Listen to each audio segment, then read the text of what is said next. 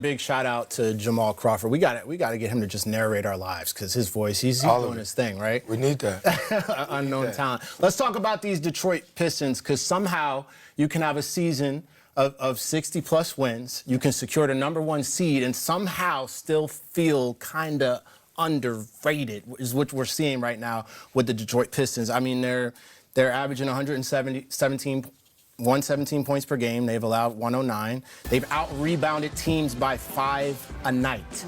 They have respect, but are they still underestimated right now? Because it kind of feels like that, I'm not going to lie.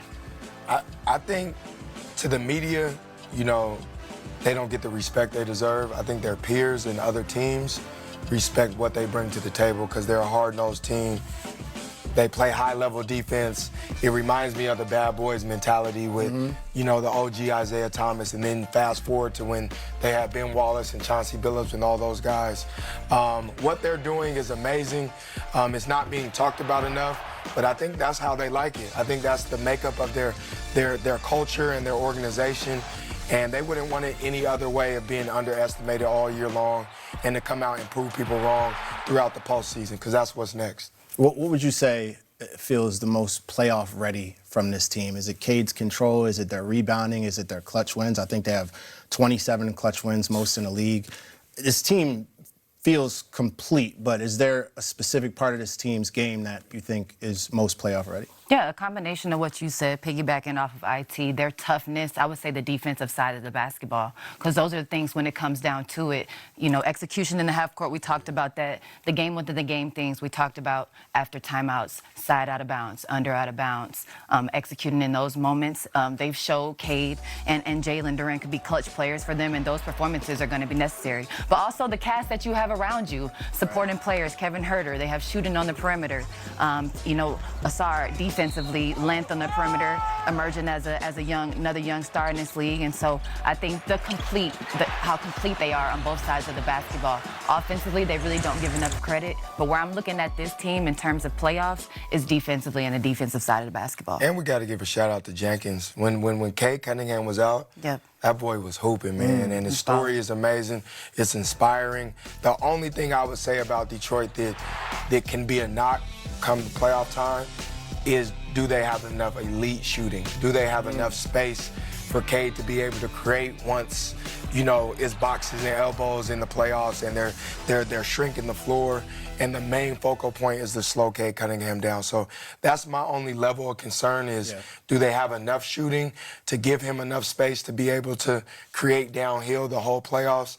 And, you know, that's the only thing I would say is my level of concern. But other than that, they've showed that they're one of the top teams in the NBA for a reason. And lastly, sorry about that, experience, IT. Experience just experience. That would just be the other one. Like we talked about, their young core. Yes, they've won clutch games and showed that they can be clutch in those moments and come together and win. But I think when you're talking about the playoffs, it's another atmosphere. And so the experience is going to come into play. That would be something else I'd be paying attention to. I mean, this is something I'm wondering, though, because what is it actually going to take for like you said, the media, they're focused on Boston. They're not really giving Detroit that, I don't want to say respect, but what is it going to take for that to shift?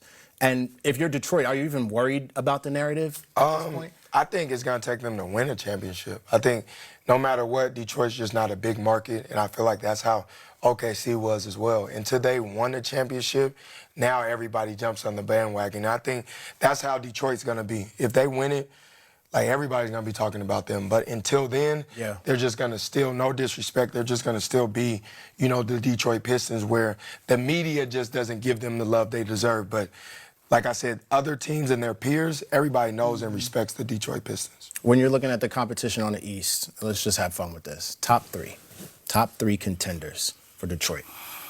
Who's going to pair up against this team the best? Who's going to, you know, keep them on the edge of their seats this year? What do you think? I mean, Boston, you got to say Boston's one of the favorites. Cleveland is another one. But Boston, they match up well against those guys. And they've won the championship. They got the playoff experience. You got Jason Tatum back, which, shout out to Jaylen Brown and having an MVP caliber season. And then the coaching. With Boston, the coaching is A1. Their coaching staff puts those guys in position to win championships. And you can't put it past the Celtics. But Detroit has to be the favorite. Skylar, you're looking like you're just double downing on it. Nah, I feel him on that. Everything that he said about Boston, I guess if I had to enter another team, Cleveland Cavaliers, you know, that's a team we have to talk about. We talked about their dynamic guard play, obviously their trade, and James Harden was to gear up and see what the postseason would look like. And so a lot of us has been waiting to see this team get to this point and see how they fare there. But their guard play is very dynamic, same defensively, and I think they have enough perimeter shooting.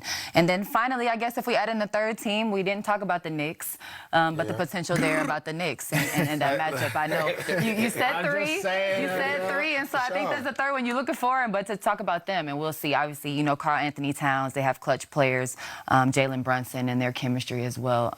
Defensively, we know there's buy-in there, and so it's just hard to look past the experience with Boston as far as them being the favorites to be able to potentially knock off the number one. Experience, no experience. I like Detroit. I can't wait to see what they're doing these playoffs. You're not wrong. You're not wrong picking Detroit. Like they're the favorite, one of the favorites for a reason. They've shown that they're one of the.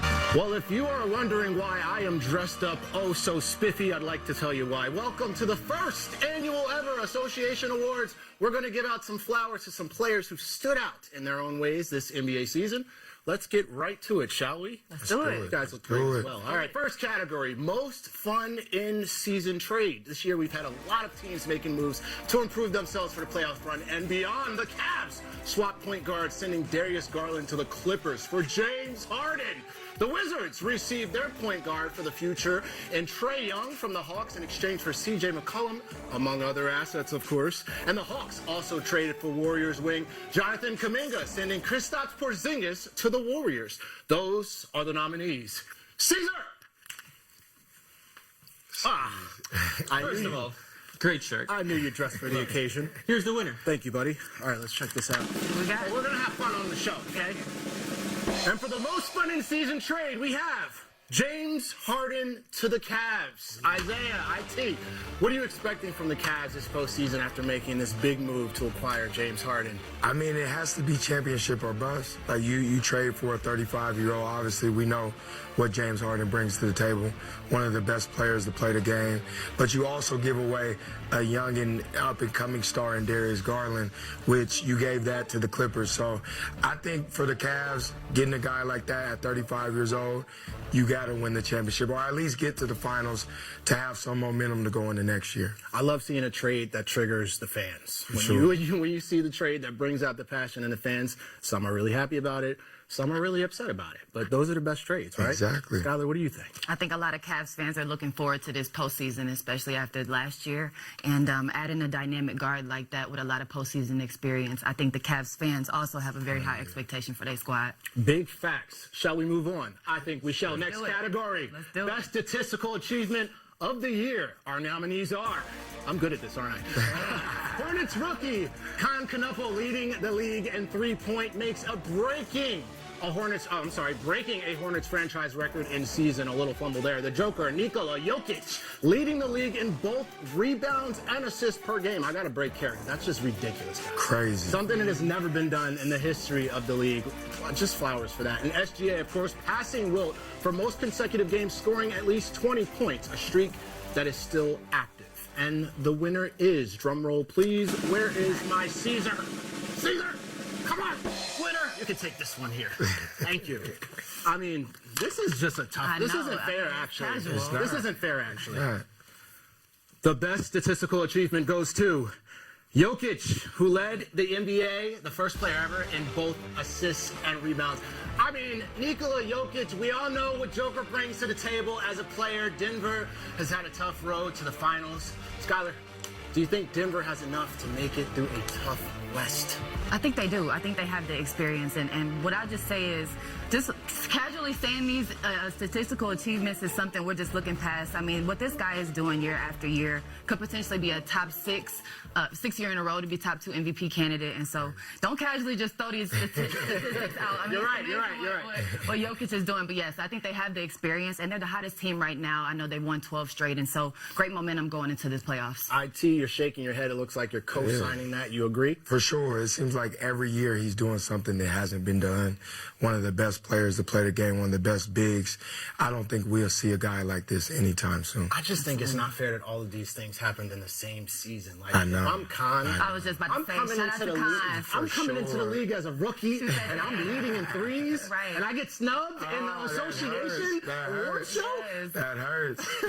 Shoot that thing, Hornet. Right, keep doing it, boy. All right, next up, moment of the year. Something that made you run to social media when you heard it was happening. There's a lot to talk about.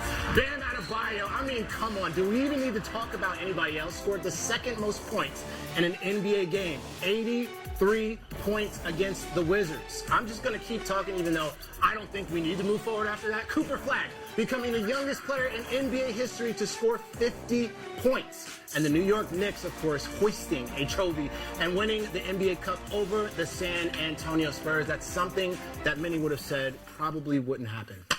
We need Caesar on this one. I think we already know. Caesar, get out here. Come on. We don't have anything to say. You do the honors, Caesar. And the winner is Bam Adebayo, 83-point game. Bam! Bam Adebayo. IT, I think you were here when this moment happened, if my memory serves me. I wasn't here. Where were you at? And what were you thinking when this happened? What was crazy, I was in my son's AAU practice, and somebody came in the gym like, Bam got 74 points, and it's the end of the third quarter, so I had to check my phone a few times throughout my practice. I wasn't even paying attention to the kids no more. I had to witness what greatness was about, so shout out to Bam. 83 points. Crazy. Skylar. That's amazing. Like, we'll see if we'll ever see numbers like that again. But to do it how he did it, and same. I got an alert maybe when he was up to 30 or 40, and I was like, let me cut this game on. So it's historic to see something like that, no matter how it happened. Yeah, flowers to Bam. I have nothing else to say. You're an absolute legend for that. Shout out to Bam. Goes down. That's the staple of the season by far, in my opinion. All right, next up. I don't know if we got permission from Rudy to do this. Ooh. No permission. The best rim rocker of the year. Shout out to Rudy. The nominees are Hornets wing, Brandon Miller. Of course, we have the Ant-Man, Anthony Edwards of the Timberwolves, and New Orleans Pelicans, Trey Murphy. Let's see who the winner is. And, I just want to say, Rudy, this wasn't my idea, so if you're mad at somebody, get mad at Caesar. He usually does. And the winner is, Rim Rocker of the Year goes to Brandon Miller, who has continued to shine with the Hornets. Coach Fizz has called him one of the most complete players in the league. It's how good is this guy, and how good do you think he can become as he continues? Coming into the league, his favorite player ever was Paul George, and he's in a mold of a Paul George, and that says a lot. Who's a multiple-time All-Star, one of the best players to play the game, especially at the wing position. So to have Brandon Miller, who is an up-and-coming star, play with the Hornets, who are playing really well this season, the sky's the limit for that guy. My comparison is a guy like Paul George for sure. Just to see him on both sides of the basketball, his ability to affect both sides of the basketball. It's not just an offensive presence that we see him coming into his own, but it's on the defensive side of the basketball as well. And so just a great young core for this Hornets team, and excited to see how they fare in the play-in. I agree with you, IT. I didn't even hear what you said. I was just so distracted by the highlights that they had on the screen. I was all good. But I probably agree with what you said. He a dog. Our last category, the must-see TV award. The guy that makes you turn on the league pass to watch him play the quickest. Who's getting your attention the fastest? Our nominees are the Alien. We know this guy very well. It's been the Wendy Show all year. The Joker, Nikola Jokic. And finally, the reigning MVP, SGA. Who is our final winner going to be? I think I'm enjoying this a little bit too much, y'all. No, it's good. You're doing great. Boy, I love it, guys. You got the good energy. Caesar? I love you, man. We didn't get the memo. I love that guy. We gotta dress alike more often. And the winner for Must See TV is, come on, Victor Wembanyama. Wemby, the showman, and the Spurs have exceeded all expectations this regular season. I just love seeing when a star meets the expectations that are just thrown upon him. And Wemby is a perfect example of that. Skylar, tell me what you think. Yeah, a lot of times, development and winning don't really come hand in hand. And we've seen what Mitch Thompson and the Spurs has been able to do this year with their young core. And so, I mean, one of the craziest plays, every time I watch the game, I see something I've never seen before when he's on the floor, and his ability, if he doesn't win MVP or get close to it, we know which one he'll probably win for the rest of his career, and that's Defensive Player of the Year. And so just insane to see him play at that level, and, you know, so many different dynamics he brings to the game. Yeah. IT, can you take us home with some flowers for Wemby? We've never seen nothing like it. Like she said, anytime we turn on the TV and it's the Spurs playing, he shows us something we've never seen before. We always say it on here on the association, he's a creative player. He's the player that as a kid playing NBA 2K or one of them video games, you're creating something like him. And it's great to see as a fan of the game of basketball, and I'm excited to see where the Spurs go in the postseason. Creative player, that's one of the best compliments. For sure. Real talk. Shout out to Wemby. And there you have it, ladies and gentlemen. The first annual Association Awards. Let's hear from one of our winners, Dan Adebayo.